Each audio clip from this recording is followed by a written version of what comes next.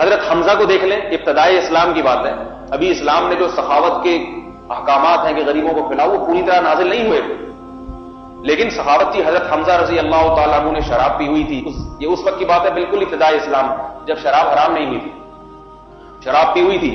حضرت علی رضی اللہ تعالیٰ عنہ کے نکاح کی بات ہو چکی حضرت فاطمہ سے کہ آپ صلی اللہ علیہ وسلم حضرت فاطمہ کا نکاح کس سے کرائیں گے؟ حضرت علی سے۔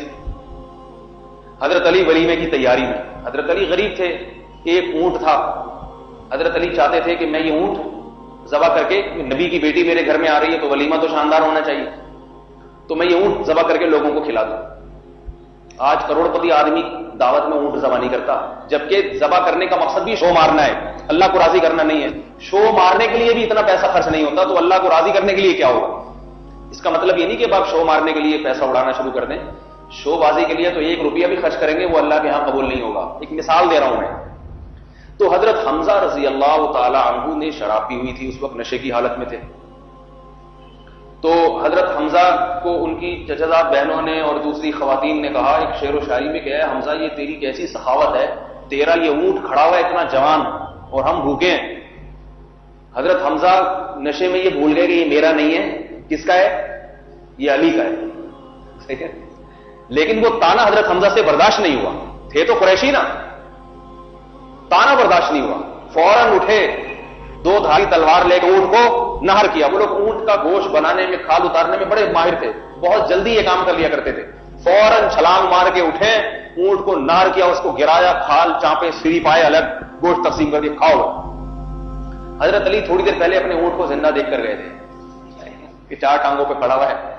حضرت علی فرماتے ہیں میں جب آیا تو میں نے جب اونٹ کی چانپیں اور سری پائے دیکھے، یہ حضرت علی کے الفاظ نہیں ہے، تھوڑا سا میں بھی تڑکا لگا رہا ہوں نا، مقصد یہی دیکھا ہوگا، چانپیں سری پائے سب الگ، تو فرماتے ہیں لم املک عینیا، میں اپنی آنکھوں پہ قابو نہ رکھ سکا، رو پڑے، حالانکہ کتنے بہادر تھے مگر یہ منظر دیکھ کے رو پڑے، یہ کیا ہو گیا میرے ساتھ۔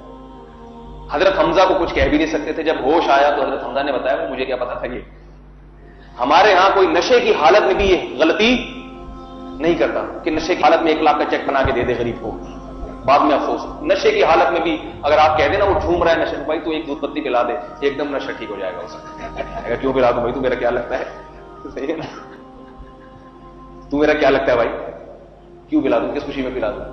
تو نشے میں نا انسان بالکل پاگل نہیں ہوتا، یہ ذہن میں رکھیں، تبھی نشے میں بھی طلاق واقع ہو جاتی ہے۔ کوئی کسی نے شراب پی کے بیوی کو طلاقیں دے دی، ہو جائیں گی۔ بعض لوگ کہتے ہیں میں تو نشے میں تھا، تو کیوں پیے شراب آپ نے؟ ہاں کوئی اور زبردستی نشہ کرا دے، انجیکشن لگا دے یا زبردستی شراب پلا دے، پھر طلاق واقع نہیں ہوتی۔ آپ نے اگر خود نشہ کیا ہے تو طلاق دینے سے طلاق واقع ہو جائے گی۔ اور کوئی شرابی کہا کرے نا میں تو ہوش میں نہیں تھا، تو اس سے کہو پھر تمہیں بیوی کو کیوں دی، ماں کو یا بہن کو کیوں نہیں دیتی طلاق؟ اس کا مطلب پتا تھا کہ یہ بیوی ہے، یہ بہن ہے، یہ ماں ہے، اس پہ لگے گی اس پہ نہیں لگے گی۔ شراب پینے والے ہمیشہ بیوی ہی کو طلاق دیتے ہیں، کسی اور خاتون کو کبھی نہیں دیتے کہ محلے میں کوئی گزر رہی ہے خاتون اس کو طلاق دے دی۔ اس کا مطلب اتنے بے ہوش نہیں ہوتے، یہ بڑے ہوشیار ہوتے ہیں۔ تو یہ سخاوت تھی ان لوگوں کی، پورے اونٹ کھلا دیا کرتے تھے۔ خود نبی صلی اللہ علیہ وسلم کی سخاوت دیکھیں، یہ سخاوت آئی کہاں سے؟ حضرت ابراہیم سے، بلڈ میں تھی یہ سخاوت۔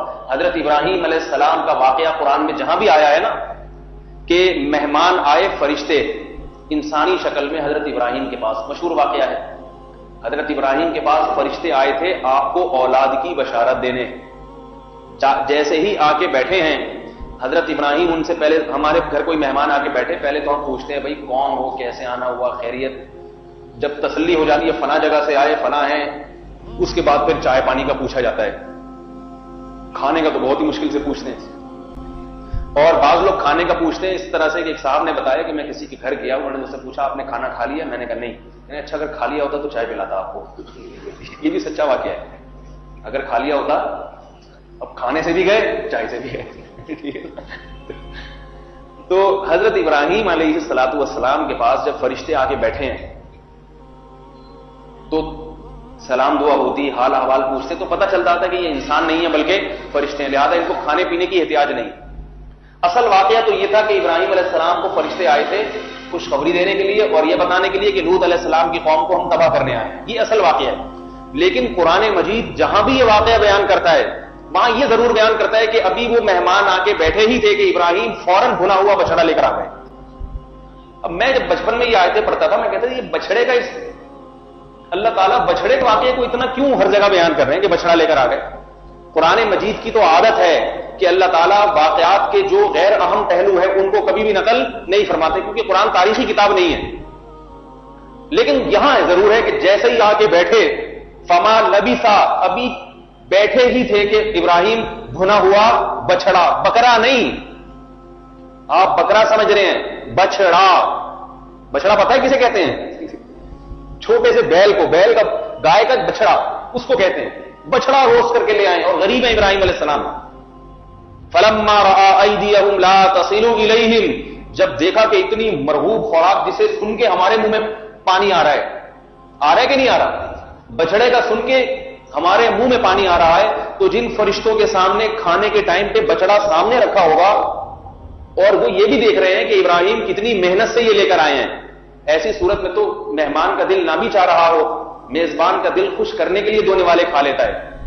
لیکن حضرت ابراہیم دیکھ رہے ہیں کہ ان کے ہاتھ اس کی طرف بڑھتے ہی نہیں، رغبت ان کے لیے ایسے جیسے پتھر رکھا ہوا ہے سامنے. اوجس منہم خیفتن، ڈر گئے، گھبرا گئے. گھبرانا بھی کیوں تھا؟ تو پہلے تو یہ بتا دوں کہ یہ بچڑا لا کے رکھا، یہ کیوں لا کے رکھا؟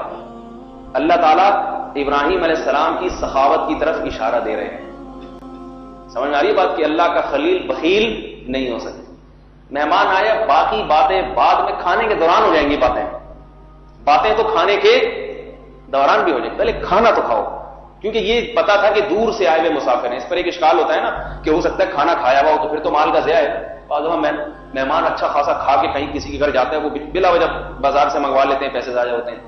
تو ابراہیم علیہ السلام سمجھ گئے تھے کہ یہ مقامی لوگ نہیں ہیں، مسافر ہیں.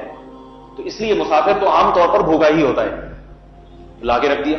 تو یہ ابراہیم علیہ السلام کی سخاوت تھی جو حاتم طائی میں ٹرانسفر ہوئی. اولاد تو حاتم طائی بھی حضرت ابراہیم علیہ السلام کو ہے، سارے حضرت ابراہیم کی اولاد میں. تو دوسری بات، حضرت ابراہیم کو ڈر کیوں ہوا، خوفزدہ کیوں ہوئے؟ اس میں علماء نے وجہ لکھی ہے. ابھی انہوں نے کوئی دھمکی تھوڑی دی تھی، لیکن ابراہیم علیہ السلام خوفزدہ ہو رہے ہیں. حیران ہونا تو سمجھ میں آتا ہے، خوفزدہ ہونا سمجھ میں نہیں آتا. آپ کا کوئی مہمان بہت خوبصورت ڈش اس کے سامنے رکھی اور وہ نہ کھا رہا ہو، آپ حیران ہوں گے. ڈرنے کی کیا بات ہے، وہ کوئی بندوق نکال کے تھوڑی دکھا رہا ہے آپ کو. لیکن ابراہیم علیہ السلام ڈرنے لگے. علماء نے اس کی وجہ لکھی ہے کہ ابراہیم علیہ السلام کی قوم میں یہ عادت تھی کہ جب کسی کے گھر کا کھا لیتے تھے تو اس سے دشمنی نہیں کرتے تھے. حضرت ابراہیم ڈر گئے، یہ جو کھا نہیں رہے تو کہیں دشمن بن کے تو نہیں آئے ہیں. دشمن ہوگا تو یہ نہیں کہ کھاؤ بھی تسلی کے ساتھ، خوب اچھی طرح ڈکار مار کے بیٹھو، اس کے بعد پھر دھمکیاں دینا شروع کر دو. کھا لیا تو بھائی اس کا تو احسان ہو گیا نا، اس کے گھر کا نمک کھایا ہوا ہے. اب کیسے جس تھالی میں کھائیں اسی میں چھید کیسے کریں؟ میرے خیال میں نہیں آ رہی بات سمجھ. تو یہ ساری چیزیں کس سے آتی ہیں؟ خاندان سے.